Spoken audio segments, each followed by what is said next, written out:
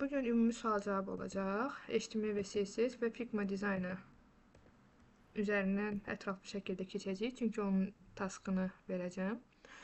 İlkin olaraq mən sizə ekranım görsənir, düzdürmü? Mən sizə bir dənə yığdığım layihənin məsələn məhsul kartını göstərmək istəyirəm. Məsələn bu məhsul kartıdır, düzdürmü? Burada bir dənə telefonumuz var. Və telefonun hansı kateqoriya olduğu, məsələn bu buton kimidir. Bu adıdır, burada ulduzlardır, bu qiymətidir və burada butondur. In-cart. Sadəcə o bir səbəbdədir deyə. Ya bu. Məsələn burada butondur. Yəni məhsul kartı deyərkən mən bunları nəzərdə tuturam. Yəni sadə bir, mən də sizin kimi bir dənə qutu yaratmışam, düzdür? Bu narıncı rəngi olan qutudur. Görürsünüz ona hover vermişəm, yuxarı qalxır, bayaq bizim elədiklərimiz. Yəni o kiçik tasklar, kiçik-kiçik yazdığım tasklar ki, məsələn, üzərinə gələndə yuxarı qalxsın, bir qutu olsun, içərisində şəkil olsun, altında buton olsun. Bunlar hamısı gəlir böyük bir layihənin hissələrinə çevrilir. Məhsul kartı deyəndə budur. Məsələn, məhsul kartının üzərinə klik eləyəndə bu bizi aparmalıdır məhsul haqqında ətraflı, buranı bağlayım, görsənəcəm. Məhsul haqqında ətraflı məlumatlara. Düzdür? Ətraflı məlumatlarıdır. Buradan səbətinizə əlavə eləyə bilərsiniz. Bu wish listə əlavə eləyir. Buradan səbətə əlavə olunur.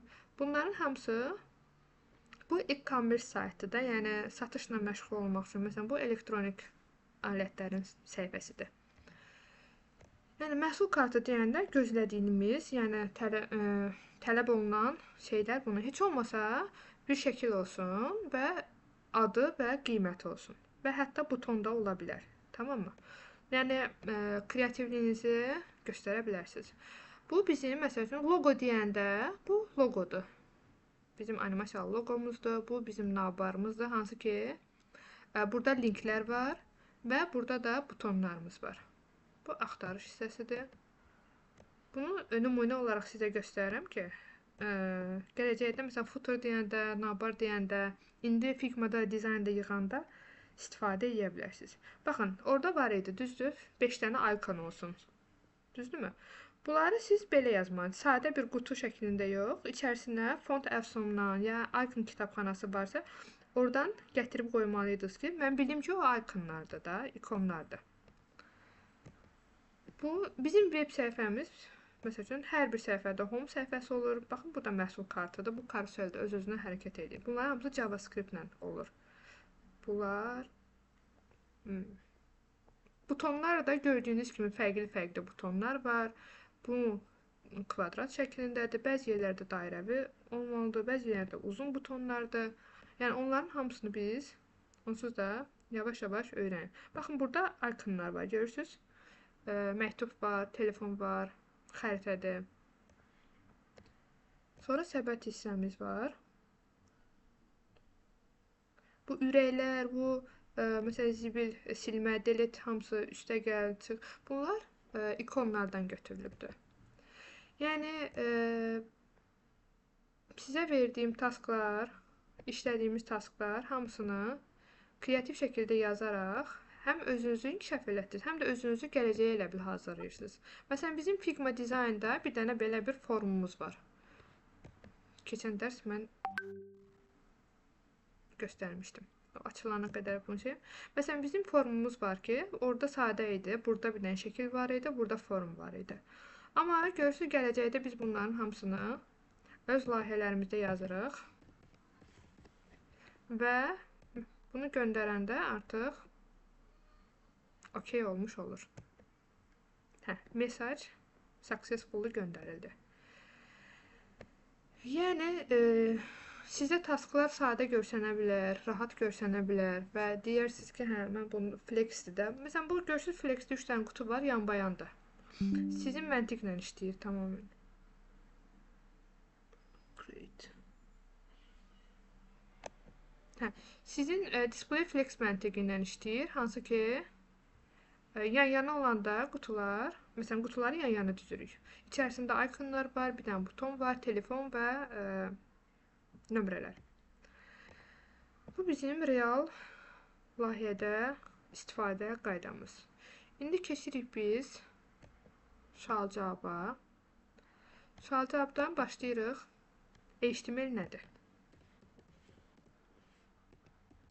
İndi siz danışırsınız.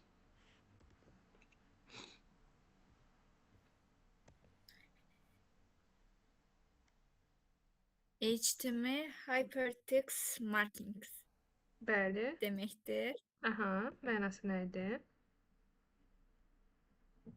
Web səhifə yaradır. Aha, Kodlar yazmaq üçün.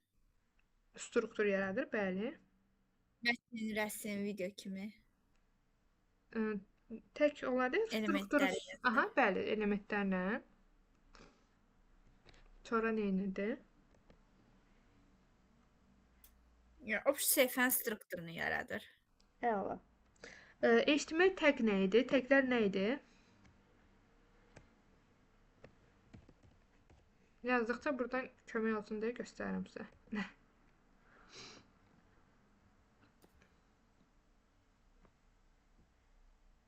Taglər nə idi? Taglər həyat içərisində yazılır. Tag həyat içərisində yazılır. Baxın, bu listidir. HTML taglərinin listidir. Taglər nə idi? Açılış və bağlanış taglərimiz var idi, düzdürmü? Bəli. Bir HTML elementlər var idi, bir də taglər var idi. HTML elementləri də onsuz da. Yəni taglər arasında da olan kontentlə bir yerdə HTML elementi gedirdi. Amma element taglərin vasitəsilə yazılırdı, düzdür? Aha. İlk olaraq biz web səhifəni yazanda hansı taglə başlayır? Səhifəmiz. Bu. Başlayan nədir? Doctype-la, HTML-lə. Bəli. Düzdür. Doctype HTML nə deməkdir? Yəni sənədimizin tipi HTML-dir. Düzdür? Bəli. Brauzerə bildirir ki, mənim dokumentimin type-ı, açıram lap izahı, HTML-dir. Yəni ilk taglərimiz HTML tagidir və görürsünüz ki, 35-də də HTML ilə bağlanış tagi ilə də bitir. HTML-in özü də 2 hissədən ibarət idi, düzdür? Bu hissə Body, bir də head. Bəli. Body, bir də head hissə. Body hissədə nələrimiz olurdu? Açıq saxlayıraq kimin olsun? Məsələn, H1 ən böyük tag, H2, H6, sonra Head-də head. Baxın, kodda head-də. Head-in içərisində biz nələr yazırdıq? metalar, Bəli. title'lar, linklər. Aha. Linklər məsəl üçün hansı linklər idi? Məsələn, bu link 8-ci sətirdəki link nə edir mənim üçün? SS-i linkinə bağlayır ki, orada rəngləri yazanda sistemə düşsün. Aysən, dizaynı götürüb qəbul edə bilsin, düzdür, elementlərini. Bir dənə gözləyin. Gel bu tərəfə. Qapını bağlayın.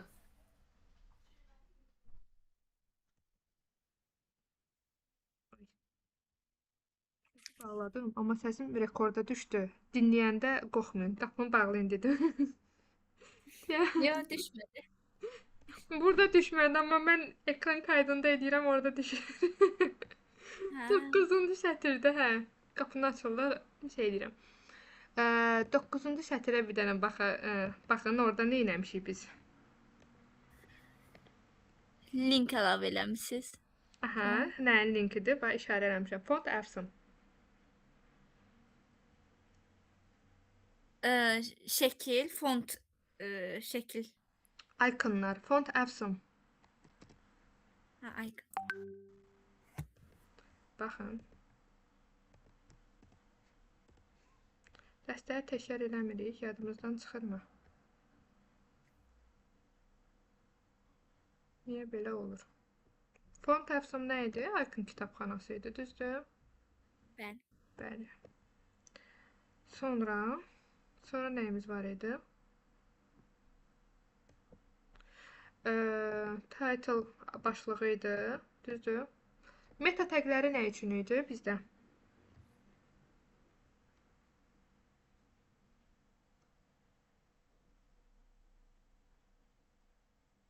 Məlumat vermək üçün sənədlər.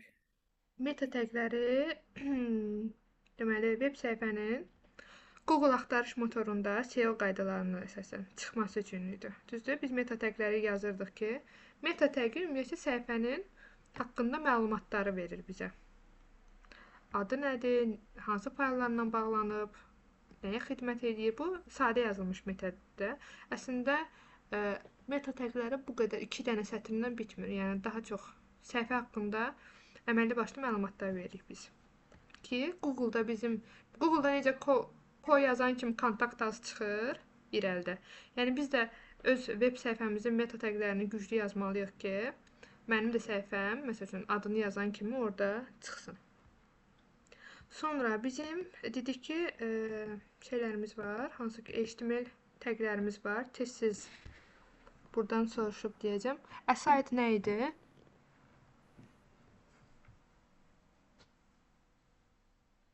Hansı? Aside. Burada. Bu göstərdiyim.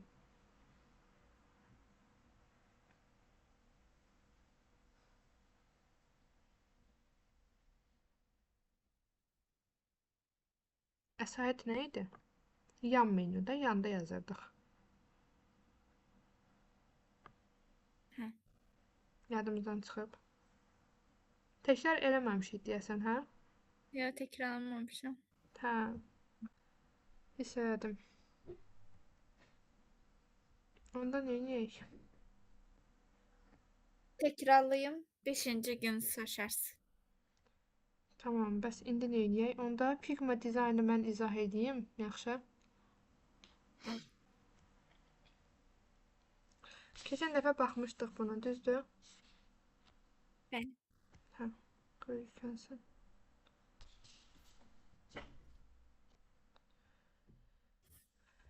Deməli.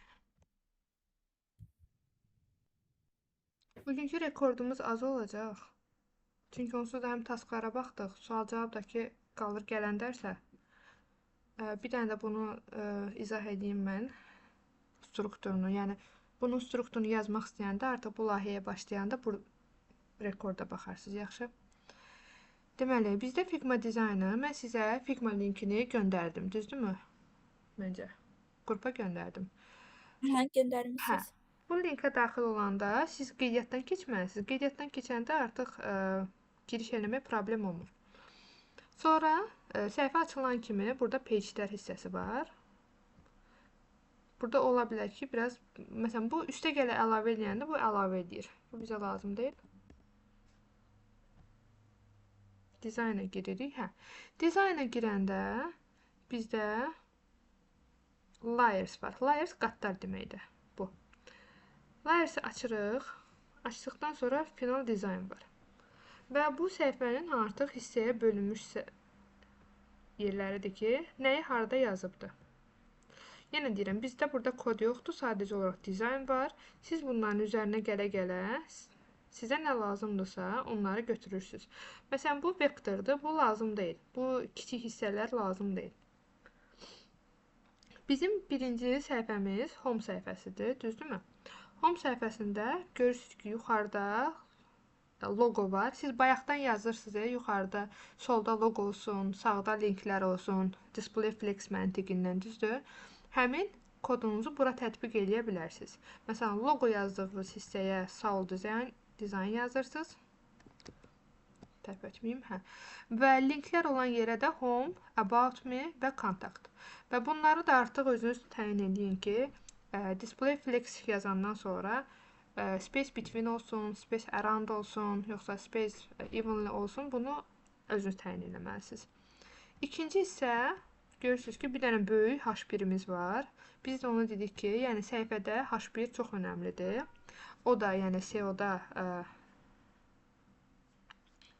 axtarış sistemində önə çıxmaq üçün. Məsələn, bu söz var, Creative UI Designer. Sizin səhifənizin önə çıxması üçün vacib bir sözdür. Ona görə də onu oraya yazılıblar. Və səhifə göründüyü kimi 2 yerə bölünür. Sağ və sol hissələr. Elə bil sizin bir dənə həmişə section olacaq.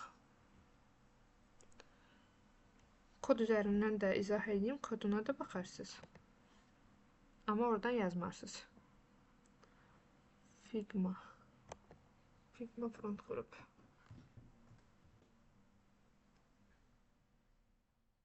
Deməli, ekran göstərir, düzdür? Bəli.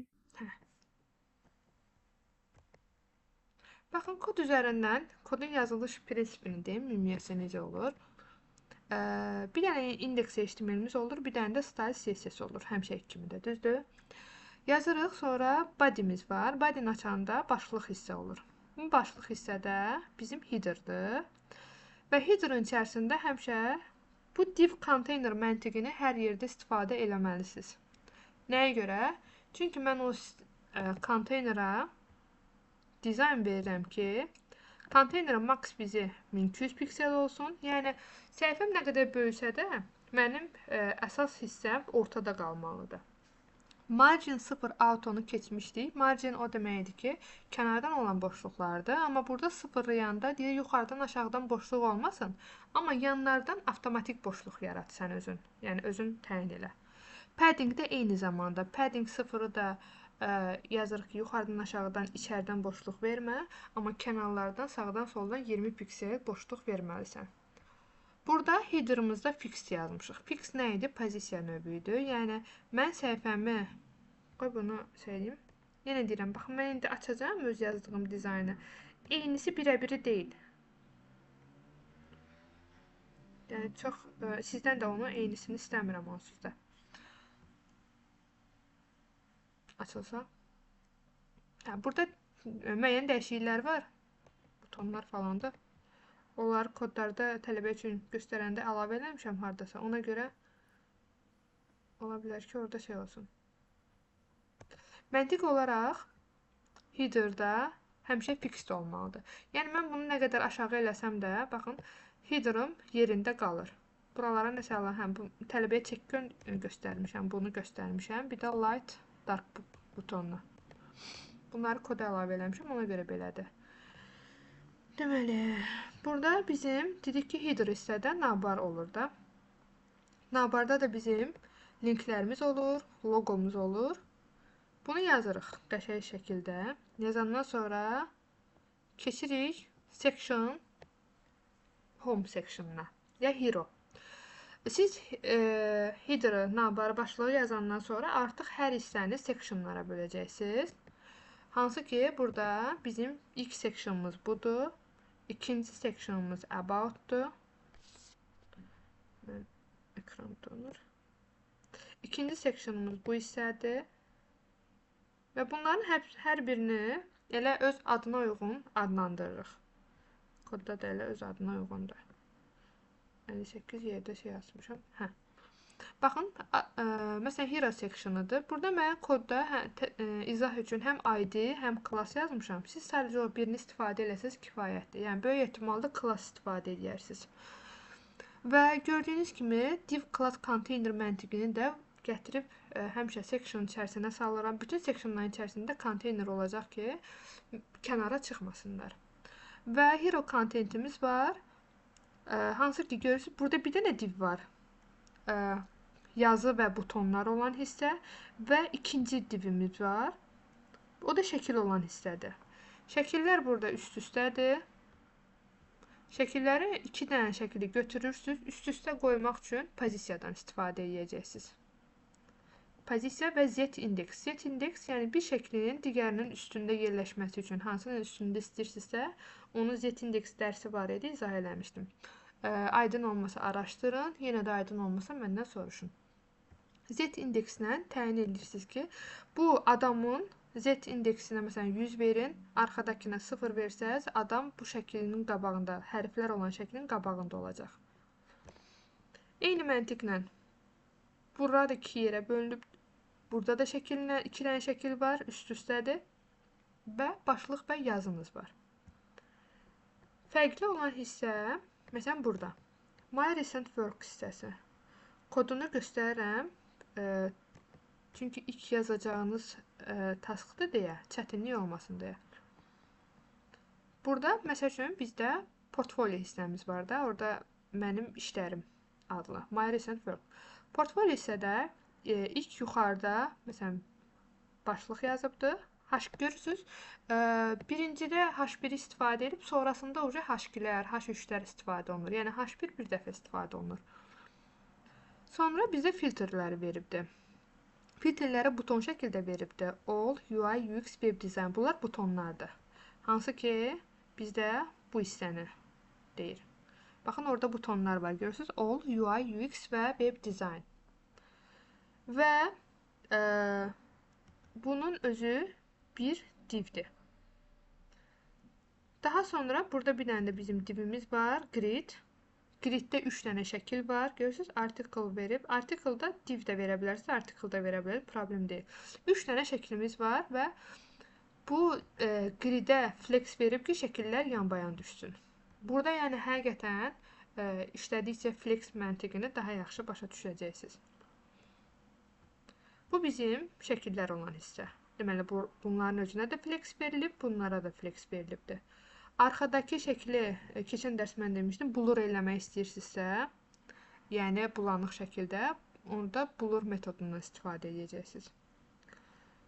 Sonra, bu hissə isə bizdə formumuz var və bir dənə yazı və yenə şəkil var. Deməli, bu isə kontakt hissəmizdir. Hansı ki, ilk yenə görürsünüz, hamısında konteynerin içərisində yazılıbdır. Kontakt hissədə bizim yazımız var və şəklimiz var. Baxın, şəkillərin hamısını mən asset faylına ya da image faylına yükləmişəm bir-bir və yükləyib buradan götürürəm. Burada məsəl üçün mən şəkili siləndə source hissəsinə asset yazırsınız ya da image yazırsın. Hansı şəkil lazımdırsa onu götürə bilirsiniz. Mən indi bilmədim hansı şəkildir. Ctrl Z edeyim. Şəkli biz proqramdan yükləmirik. Demişdiniz orada. Proqramdan yükləyib gətirirsiniz burada. Baxın, indi göstərəcəm videoda. Bir dənə şeyləri, sectionları izah edeyim, şəkil yükləməsini göstərəcəm. Bu şəkillə yazı hissəsidir. Burada formdur. Görürsünüz, form təqi arasında label və inputlardan yazmışdıq, düzdür? Labellar nə idi? Biz, məsələn, nə yazmaq istəyirsək, your name. Inputlarda həmin o boşluqlar, boş hissələr olurdu ki, biz onların içərisində nəsə yazı yaza bilək. Buralar. Bunlar inputdular. Bu isə your name, your email, your message labellardır. Bu text areadır. Message hissədə istifadə olunur ən çox. Baxın. Text area var ki, message hissədə istifadə olunur ki, siz yəni user ora mesajını yaza bilsin və təbii ki, bizim bir dənə submit butonumuz olur və butonu klik eləyəndə göndərilmiş kimi. Hələ göndərmirik, çünki nəyə görə JavaScript keçməmişik. Bir də təbii ki, axırda footer hissəmiz olur. Footer hissəsinin belə uzun olmağına baxmayın. Footer hissə əslində deməli 3 dənə hissədən ibarətdir. İlk hissədə həm icon, həm yazı. Icon, yazı, icon, yazı var. Elə bil ki, bir dənə div budur, ikinci div, üçüncü div və bunların üçü bir div içərisində olur.